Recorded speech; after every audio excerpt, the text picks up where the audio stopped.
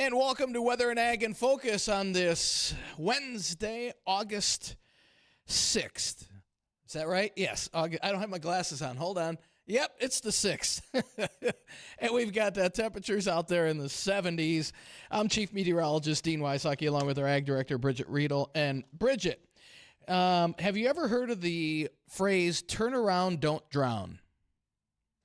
That means, for the love of God, don't drive into flooded streets and roads and so forth. Okay, we're going to put our wonderful director, Addison, on air with us. Addison? I just wanted to go home. Yeah, well, he almost learned his car could float.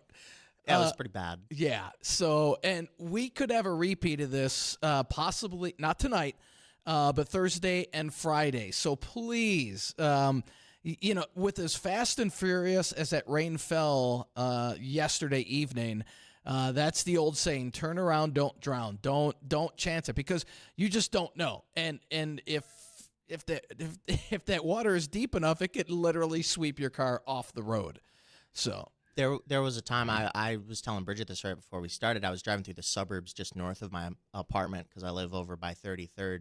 The suburbs. The suburbs. I was following a Honda through the flooded streets. He was braver than me, so he took the lead on that. And there was a while where I lost sight of his tailpipes. They were under the water in the street. See, now that's just, come on, Addison. Well, I sit higher than he does, so shout out to the Ford Fusion. Hey, Bridgette, can you take over about 5 minutes? I got to go slap Addison a couple times there, okay? And not to condone violence, but...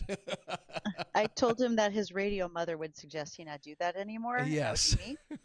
I had to get home. There was nowhere to go. You couldn't have been that much of a hurry. The street was flooding. You wanted to get home before it got worse? Yeah, a little bit. Oh, okay. See, I was parked in the street for a little bit. I found a high section, but then after a while, that high section started to get smaller. So I was like, I bet it did. Oh, man. But in all seriousness, I'm sorry. Go ahead, Bridgette.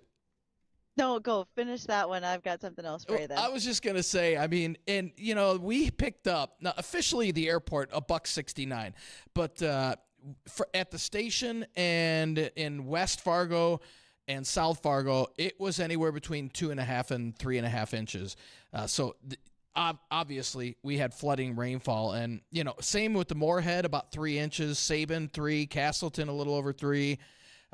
The further north you went, the lesser the amounts. Hillsborough up towards Grand Forks, and then far south, south of Wahpeton, it was a little less too. But it was a wide swath of flooding rain, and flood warnings continue for the Fargo area due to the 2 upcoming events that we still have this week.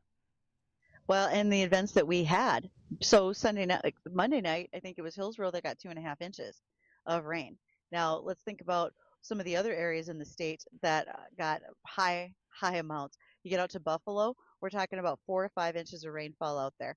Ellendale, North Dakota, pushing 7 inches of rain.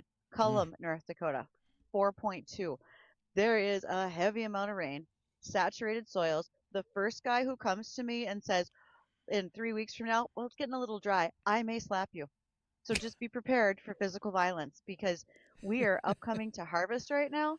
And personally, I don't know how our wheat field looks. As you said, once you go further north of Fargo, it gets a little bit of less. We were just over 3/4 of an inch of rain at my house, but I don't know what we got at our field at Gardner yet, and I will not be back to go check on it until tomorrow. I am really hoping that it's not laid down flat due to lodging, because when you have those full seed heads, they're heavy, and with rain and heavy rain and wind, they'll lay down, makes it tougher to combine. When you can't get into a field, there's a lot of barley out there right now that's ready to be harvested. Can't get into a field. Barley kernels that are mature start to resprout. So they are literally trying to germinate while the plants are still standing. That could be a problem. We'll learn more over the next few days as people assess their fields. Right now, take care and patience, as water is supposed to go down. Also, stay off those gravel roads. If you do not need to travel those roads, do not go out there and muck them up. They are probably already in tough shape. Let's give people time to let things dry off before we get too concerned. Yeah. So, and Bridgette, we've got Tom on line 1, but before we get to Tom real quick, I got an email from Bill, and it was a very good question. He said, well, first he called me Mr. Wysocki, so thank you for that, Bill. I appreciate that.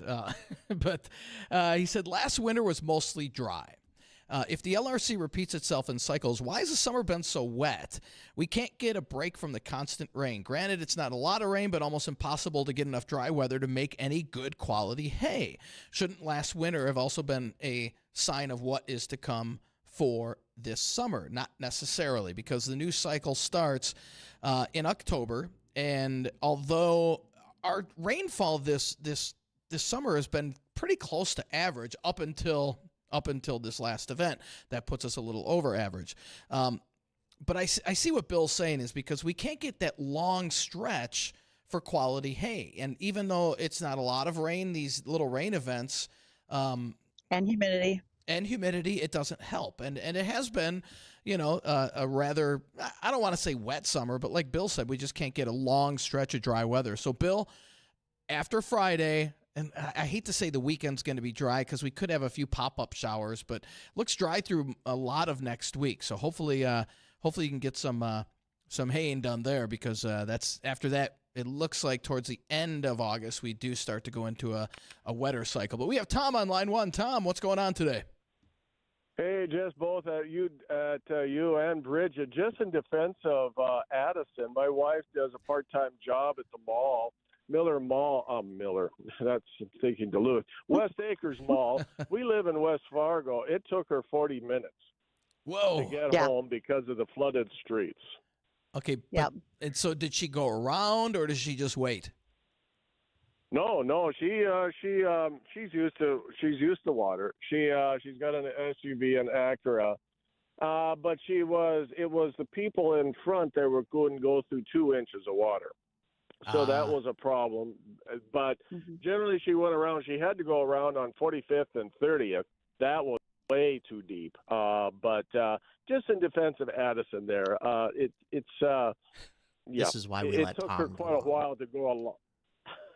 That's why it took her a long time to get from West Acres back to here. Okay. So, hey, Tom, did Addison call you and pay you to call, or we're just curious? Don't ask that, T. I won't say how much. Yeah. Perfect. Tom, thank you so much. Appreciate it. And, Tom has a good point. It took his wife a little longer to get home, but that's better than the alternative. So because you don't know how deep that water is. And Addison, if you couldn't see the dude's tailpipe in front of you, it's too deep to be driving in. Yeah, it was pretty deep. Unless he's got a lowrider. He was pretty low. It was one of those. I can't use the exact word, but it was one of those sucky little Hondas from like 1995. It was like an old Honda Civic. I know what you're talking had clearly about. been lowered. So I'm surprised this car didn't die out. there were dead cars everywhere in the street. Everyone had their flashers on. There were cars just everywhere. I was telling, here's another one too. I didn't see any evidence of it today, and I don't know if anyone else saw this. If anyone else listening might have seen this either. On my way home last night, I was taking 32nd, and the intersection of 42nd and 32nd, I was sitting there, and there was this dude that was just like flying down 32nd, and he must have hit that intersection at like 45, and he hit that, and his front bumper went flying off, and he like spun out right in the middle of the intersection. There weren't many cars at the intersection when that happened, other than me and a couple other people on the other side of the street. So I don't know if anyone else like came across that scene later in the night. I don't know how long he was there, but like it was pretty deep, and he hit that pretty good, pretty fast. So Yikes! I can't just say I wanna was going that reiterate that fast. Man. Water is hard. Let's try not to hit it Yeah. in those regards. That's a bad thing. Right? No doubt. So, but it's quite fortuitous that our guest today is Brian Fuder with Red River Retention Authority, because here we are talking about heavy rainfall. And so, Brian, I think today is built just for you, so we can answer some of these questions. For those who are listening and you want to join in and talk to Brian as well, you can reach us on the JLA Insurance phone line, 701-293-9000. Additionally, you can send emails, weather or ag, at flagfamily.com. We hope you're watching today on our live streams, Facebook, YouTube, and Acres TV. And you can check us out, WDAY, Weather and Ag in Focus, on all of those. Don't forget, next week, Wednesday, August 13th, lunch is on us for teachers and school staff. Join us from 11 to 2 for lunch. There will be food trucks for free lunches, bouncy houses for kids, games, prizes, and we just want to say thanks as you get ready to go back to school. So swing by the studio. See us there again, 11 to 2. next week, Wednesday. Write that on your calendar while we take a listen to the livestock market update report from the American Ag Network. We'll be back.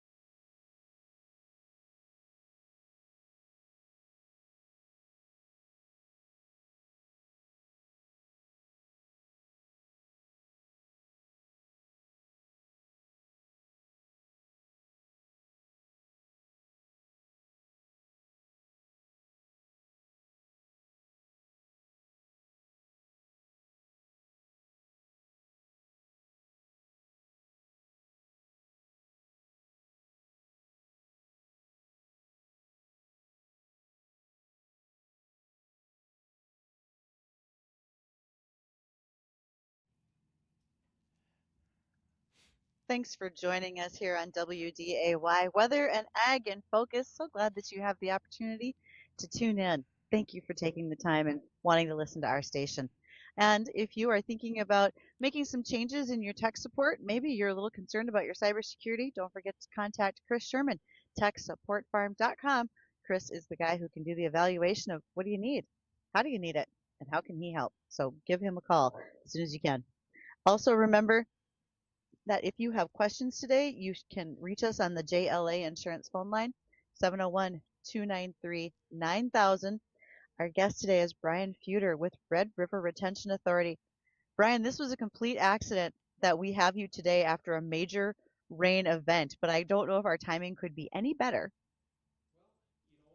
Sometimes the rains come when we don't want them, and sometimes they don't come when we do want them. So it's just a matter of being in the right place at the right time or the wrong place at the wrong time. But no, thanks for having me again. I appreciate the opportunity to visit with folks. And I was just visiting with Dean here. I had inch and 1300ths or 3 and 1300ths in my rain gauge this morning. Which was quite a surprise because that came down fast. There's a lot of water standing in. I haven't gotten out into the country to take a look at what the crops look like or anything like that, but I would imagine with as fast and heavy as that came down, there's going to be a lot of small grains laying down. And I know that's going to disrupt the farming, getting those crops off. They were just starting to get going on a lot of those small grain harvests, and hopefully we can pull through this. It was a nice looking crop. So right, you hate to see that ruined. Yeah, absolutely, absolutely, man. That was actually my question for you: is if you have gone around. I mean, after a rain event like this, do you take a little drive and see where areas of concern are that, as the retention authority, you might want to discuss? Yeah, that is one of the things that I do from time to time. I get out and take a look at where are these areas of problems that we are encountering. Is this a good candidate for further research, for further studies? And then, of course, our local water boards are doing the same thing, and they're visiting with the constituents in their areas to see what issues are coming up as far as their drainage needs and their retention needs, and what can we do to reduce this damage that we get from these from flooding. And a lot of times we sit and think so much and focus so much on that spring runoff, because that's that massive amount of water that comes through our areas that affects the entire basin. But sometimes we get kind of waylaid a little bit, and we don't quite think about what happens when we get these summer downbursts. Right. Very localized flooding, and of course retention has an opportunity to benefit in times like that too. So we're always looking at it, and just if we don't have enough water, we have too much. There's just no happy medium. No happy medium. There never is. No, there really is not, and especially this time of the year, as we're approaching harvest and so forth. Mm-hmm. So I'll be interested to see your assessment. Where are maybe some of our different areas of concern than what you thought we had before. It kind of brings up a question as well. Emergencies. With some of this heavy flooding. So you're Ellendale, North Dakota. You got 7 inches of rain last night. You had rain before this. Your ground is saturated. If there is a concern with like dams that are on some of the areas that the Red River Retention Authority monitors, whose responsibility is it? How fast can you bring help if a dam washes out or you see a major erosion concern that's got to be taken care of sooner rather than later? Well, I would say the first step that a landowner should take if they notice that there is an issue with one of the dams that's located on or near their properties is to contact their local water resource districts in North Dakota or their local watershed district in Minnesota. Reach out to those folks first. They can get out and they can help to assess those situations, and then they would know exactly who to contact in either state to get people out there to look at that. I'm getting too old. I don't go out and fix dams myself anymore. So I don't throw sandbags anymore either. You don't have a shovel for this kind of thing? Oh, not for that. No. You and I have looked at several of the projects that are under the jurisdiction, if you will, for Red River Retention Authority. And when we see heavy rainfalls like this, does it help you put a little bit more of an emphasis on, we have to change the prioritization of either a project, a dam, a holding pond, something like that too? Yeah, absolutely. We do take a look at that. And it does drive things. I tell you, the hardest thing to sell when you have dry feet is flood control projects. And it's regrettably regrettable that we have to think of it that way. But unless we're standing in water, flooding doesn't really cross our minds. We have a very short memory when it comes to flood damages that we've had. And, we Right. do it every summer. Somewhere up and down the basin, we are going to have a summer event that is going to cause some serious trouble. Last year, I want to say it was probably towards the end of June, first part of July, we had a sizable event down in southern part of the basin, Traverse County, southern Wilkin County.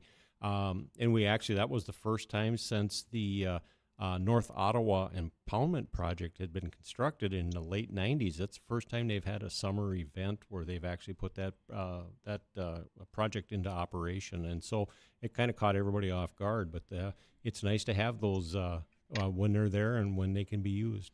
Now, I hate to put a worst case scenario out there, but we have 2 more rounds of storms coming. One, not tonight. We're quiet tonight, so I don't know how much can dry out in 24 hours, but a little bit. But then we have another round of storms Thursday night and another round Friday night. Both have the potential, not saying it's going to happen, but have the potential for heavy rainfall. What if both those systems that come through give us another 1 to 3 inches of rain? Well, I don't believe, Dean, that we would see something that would be basin-wide. Okay. I don't think we would have an event that would cover from the South Dakota border to the Manitoba border. No. So it would be considered a localized flooding issue. And those can be catastrophic at times, absolutely. And so we hope and we rely on the systems that we have in place right now, the dam situations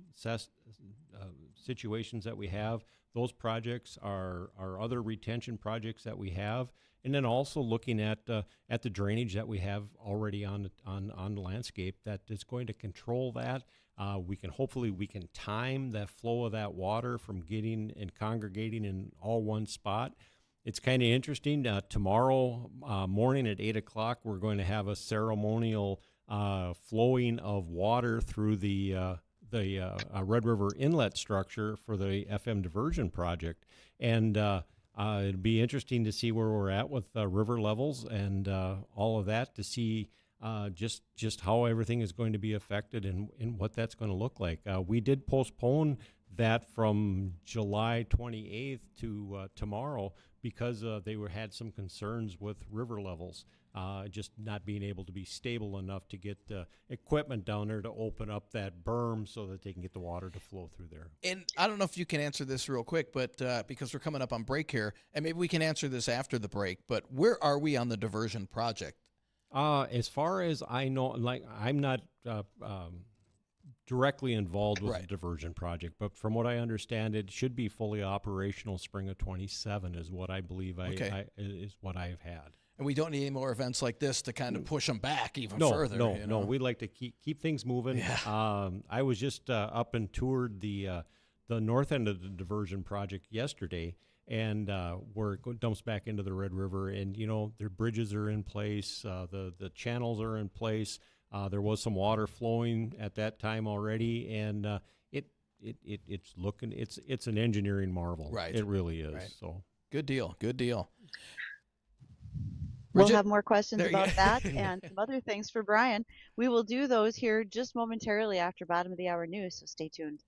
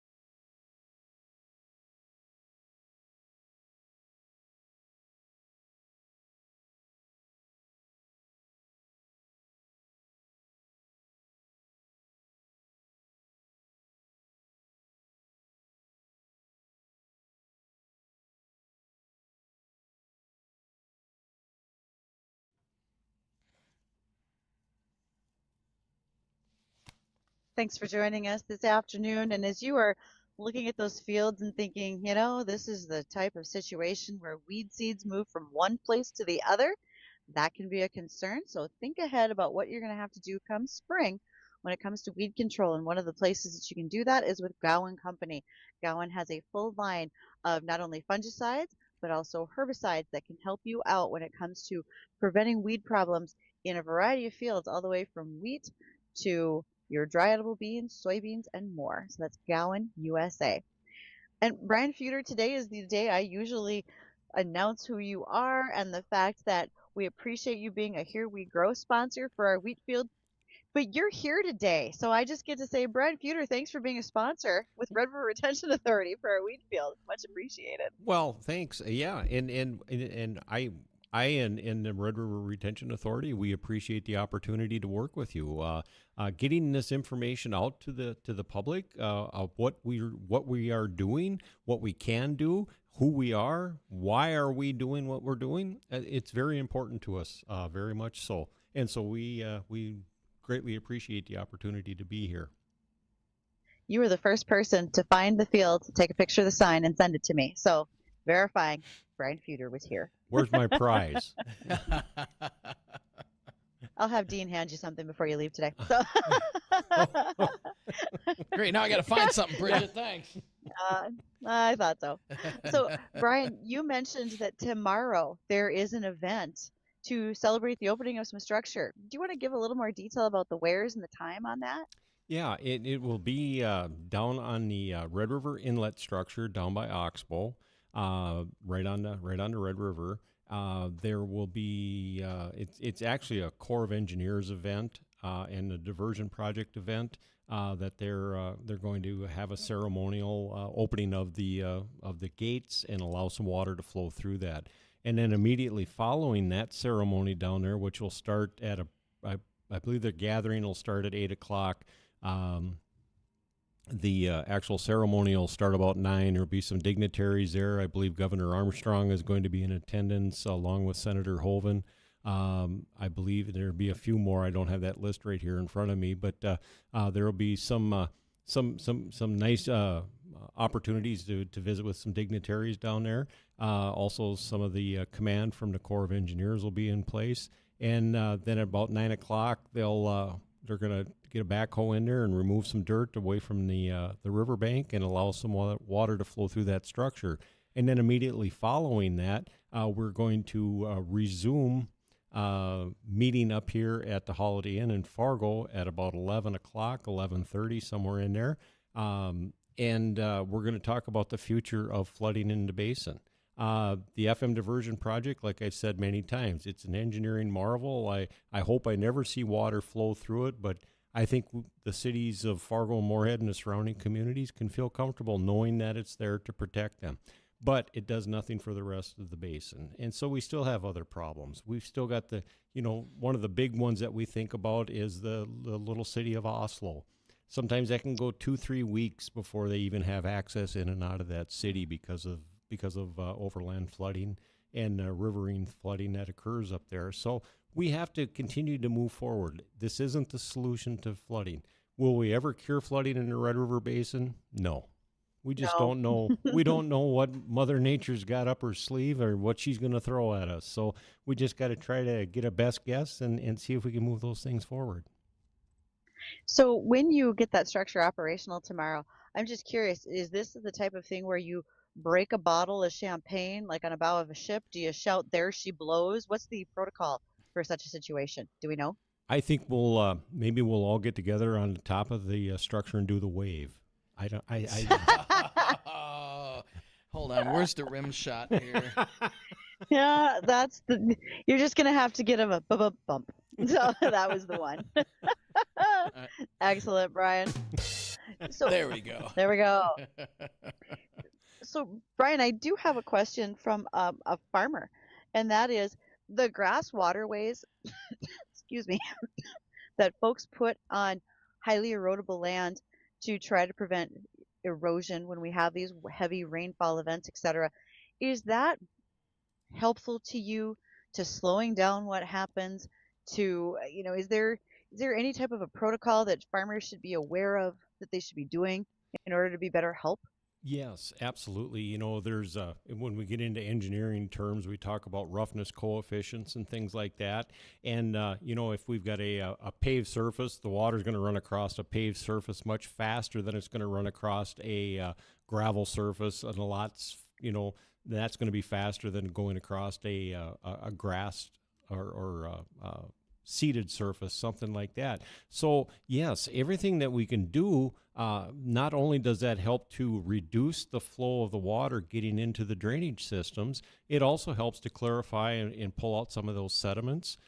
So it helps in a number of different ways. And so I would say, if farmers are looking for more information as far as buffer strips and things like that, contact the NRCS in their communities, and they can provide them with further information that's going to be helpful with making some of those decisions. And I also know that there are easement programs and things like that are out there that can help to take that land out of production, to maintain those buffer strips, to also to help pay for the cost of putting those in.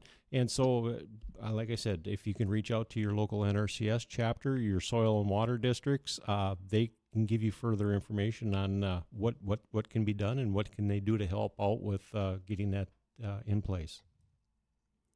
So, Brian, I also happen to know you have an event coming up on October 1st. Is that something you can share details about as well? Well, we're in the initial planning phase of this right now, but what we have in October 1st in East Grand Forks, we are going to be hosting the chief conservationist from the NRCS out of Washington, D.C. And this will be her first visit. Aubrey Betancourt is her name. This will be her first visit up to the Red River Basin. And so she's going to spend a day or so in North Dakota. She's going to spend a day with us in East Grand Forks, touring some of the projects that we have in the location in that immediate area. And then she's going to spend a couple of days in Minnesota.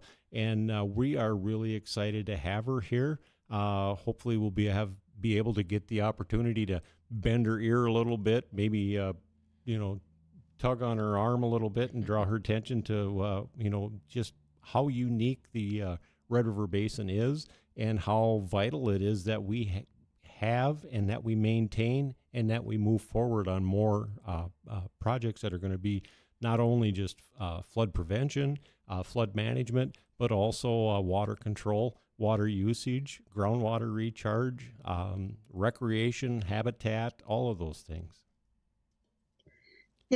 We live in an area with a lot of waterways, flood problems, heavy rainfalls. Are there other districts like yours or authorities like yours around the U.S.? And so do you have a peer group that you get to bounce ideas off of? There are other groups like this. We are about the only one in the central part of the United States. I know that one that would be probably very familiar with most people would be the Tennessee Valley Authority. That is something that is quite large. There are some waterways up in the northeastern part of the United States that I'm drawing a blank on the name of that right now, and then there's also some waterways in the Northwest. There's a seminar that's going to be coming up here this fall with the National Watershed Coalition, I believe is what it's called, where we're going to be able to get together and meet and hopefully develop some relationships so that we can draw off of others' knowledge so that we don't have to try to reinvent the wheel. We can actually just get out there and, develop and grow off of what's already been done in other areas and see what we can find out and see what we can learn from them. I mean, it's not necessarily taking somebody else's homework, but it really helps with yours. And It that's does. okay. It does, yeah. No doubt. Well, thanks, Brian. So- And go ahead, Bridgette. Yes, thank you. Thank you, Brian. I appreciate you coming in today. Yeah, thanks you. And thank you, Brian. And unfortunately, we're going to see more rain in the forecast here. Not today, but Thursday and Friday. We're just getting some new information coming in from our computer models. I'll let you know what that means coming up here right after the break.